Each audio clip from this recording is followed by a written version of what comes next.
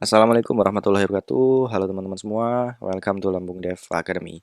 Di video ini saya mau lanjutin lagi belajar mengenai Hyperledger. Sekarang kita akan masuk ke materi Hyperledger Fabric. Salah satu project yang paling terkenal di Hyperledger yaitu adalah Hyperledger Fabric. Sekarang kita bakal kenalan sama apa itu Hyperledger Fabric. Di sini saya baca langsung dari dokumentasinya ya. Hyperledger Fabric itu apa sih sebenarnya? Kita bahas dulu blockchain itu apa. Pada istilah umum, blockchain merupakan immutable transaction ledger. Maksudnya immutable itu maksudnya transaksi ledger yang tidak dapat dirubah. Di-maintain dengan distributed network atau ledgernya itu disebar ke banyak orang. Kemudian tiap nodes ini dia itu memiliki kopi dari ledger. Jadinya misal ada 10 orang yang tergabung dalam jaringan gitu ya. Nah, 10 orang itu dia memegang ledger. Jadi datanya itu pasti sama antara 10 orang ini. Untuk melakukan pencatatan kepada ledger itu dia harus divalidasi oleh protokol konsensus atau konsensus protokol. Yang mana protokol yang sering kita dengar yaitu ada proof of stake, ada juga proof of work. Yang mana proof of work itu dipakai oleh Bitcoin dan juga Ethereum versi 1. Untuk Ethereum versi 2 dia udah beralih ke protokol konsensus proof of stake. Nah, jadi intinya dia ini blockchain itu merupakan transaksi ledger yang mana di-maintain oleh banyak orang, lebih dari satu orang, yang mana tiap orang ini yang tergabung dalam jaringan, dia itu punya salinan datanya. Untuk teknologi blockchain yang pertama kali untuk project yang pertama kali menerapkan blockchain, yang paling kita kenal adalah Bitcoin. Yang mana Bitcoin ini, dia ini nerapin teknologi blockchain dengan konsensus proof of work. Salah satu alternatifnya ada lagi Ethereum. Yang membedakan antara Bitcoin dan Ethereum adalah di Ethereum ada yang namanya ada sedikit tambahan, yang mana tambahan itu disebut dengan smart contract. Smart contract itu maksudnya gimana? Dengan adanya smart contract, kita tuh bisa melakukan proses logika atau programming di sini di dalam jaringannya si Ethereum.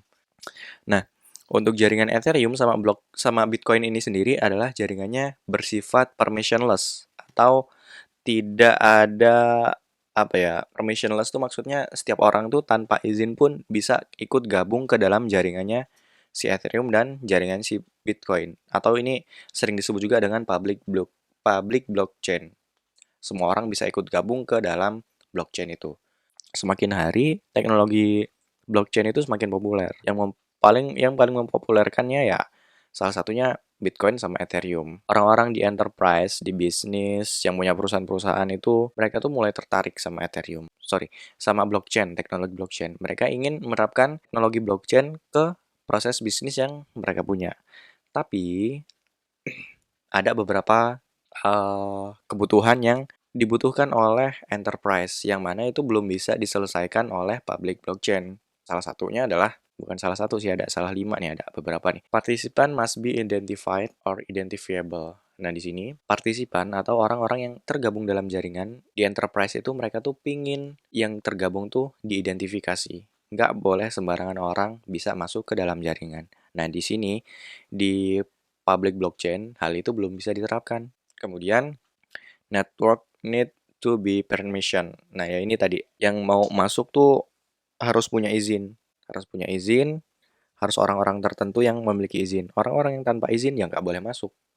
Terus mereka ingin high transaction performance. Ya, dia ingin performance-nya tinggi. Terus dia mau low latency of transaction confirmation. Dia mau konfirmasi transaksinya singkat. Kemudian privacy and confidentiality of transaction and data pertaining to business transaction. Dia ingin ada privasi, ya dia intinya butuh salah satunya privacy. Karena perusahaan-perusahaan, bisnis mulai melirik mulai melirik blockchain, maksud saya bukan Bitcoin ya, mulai melirik blockchain, akhirnya Linux Foundation ini bikinlah project yang namanya Hyperledger. Yang salah satu projectnya itu ada yang namanya Hyperledger Fabric. Oh ya, Hyperledger ini projectnya nggak cuma Hyperledger Fabric ya, tapi ada banyak project-project lain. Nah, salah satunya yang terkenal itu Hyperledger Fabric. Lalu Hyperledger Fabric itu apa? Nih, saya bacain dulu. Hyperledger Fabric itu merupakan open source enterprise permissioned distributed ledger technology platform. Jadi intinya dia itu platform ledger yang terdistribusi, yang mana dia itu permissioned atau kita sebut aja private distribusi ledger platform. Yang mana orang mau masuk ke jaringan Hyperledger Fabric ini harus orang-orang yang punya izin. Nggak sembarangan orang bisa masuk. Kemudian Hyperledger Fabric ini nih, didesain untuk konteks enterprise. Jadi emang benar-benar, karena kan emang Hyperledger Fabric ini lahir karena banyak perusahaan enterprise yang ingin menerapkan blockchain, tapi salah satu kendalanya karena ada beberapa hal yang nggak bisa diselesaikan di public blockchain, akhirnya bikinlah project Hyperledger Fabric. Kemudian Hyperledger Fabric ini di bawah Linux Foundation, sebagaimana yang kita tahu ya, sebagaimana yang kita tahu ya, Linux Foundation ini nih menurut saya cukup berhasil mengembangkan project-project open source. Salah satunya Linux Foundation ini dia jadi foundationnya untuk Node.js project, terus Linux, terus apa lagi ya?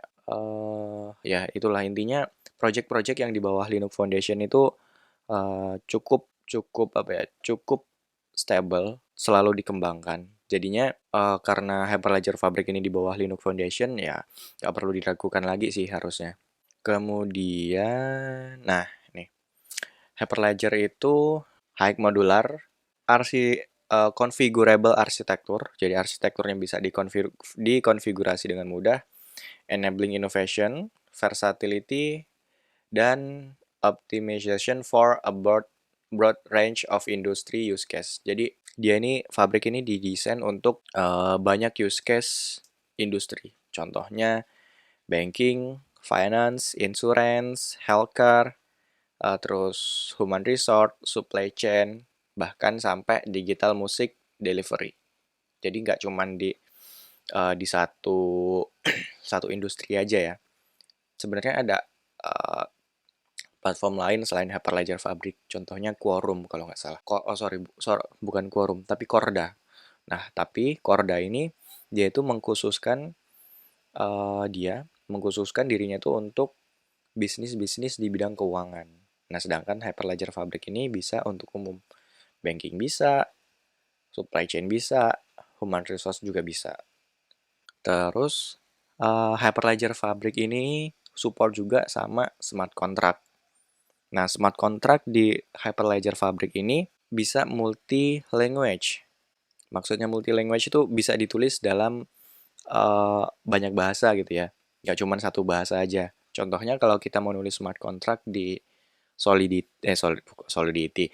Kalau kita mau nulis smart contract di Ethereum ya misalnya, kita mau nulis smart contract di Ethereum, kita tuh harus belajar yang namanya Solidity untuk bikin smart contract-nya.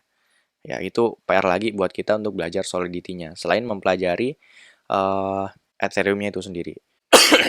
Sedangkan kalau kita mau nulis smart contract di platformnya Hyperledger Fabric ya, Hyperledger Fabric, kita tuh bisa nulisnya pakai Java, Go, sama Node.js. Nah, Node.js ini bisa pakai JavaScript, bisa juga pakai TypeScript.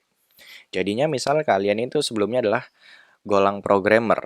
Jadi kalian nggak perlu belajar bahasa baru lagi, karena kalian bisa nulis smart contract-nya pakai bahasa Go. Kalau misalnya kalian uh, JavaScript programmer, ya udah kalian bisa langsung pakai bahasa JavaScript aja.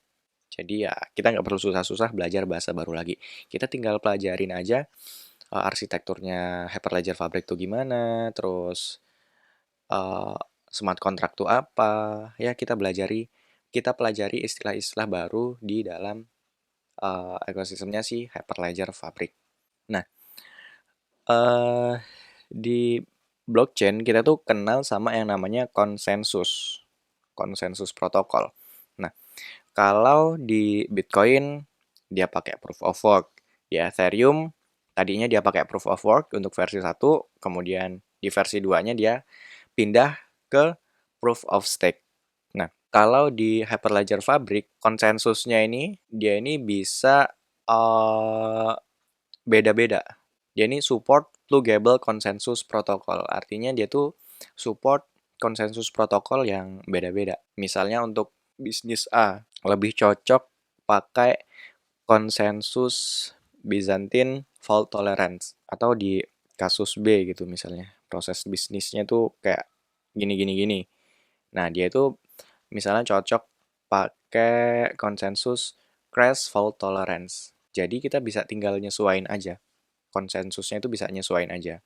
Mau pakai A atau pakai B atau pakai C sesuai dengan project yang lagi kita kerjain. Di Ethereum kita kenal sama yang namanya gas fee atau biaya yang harus kita keluarkan untuk mengeksekusi suatu smart contract. Nah, tapi kalau di Hyperledger Fabric kita tuh nggak perlu gas fee. Jadinya kita nggak perlu bikin native cryptocurrency atau bikin token, itu kita nggak perlu. Nggak kayak di platformnya si Ethereum, yang mana ada gas fee. Yang gas fee-nya itu dibayarkan setiap kita mau melakukan eksekusi smart contract. Sedangkan di Hyperledger Fabric itu kita nggak perlu cryptocurrency kayak gitu, nggak perlu ada biaya gas fee-nya, itu nggak perlu. Oke. Oh ya, by the way, istilah smart contract di Hyperledger Fabric itu dikenal dengan chain code. Oke, saya rasa segini dulu perkenalannya. Nanti kita bakal lanjut lagi. Ini baru uh, belum ada setengahnya ya. Kalau kita lihat dari scroll ini, belum ada setengahnya perkenalan dengan Hyperledger Fabric.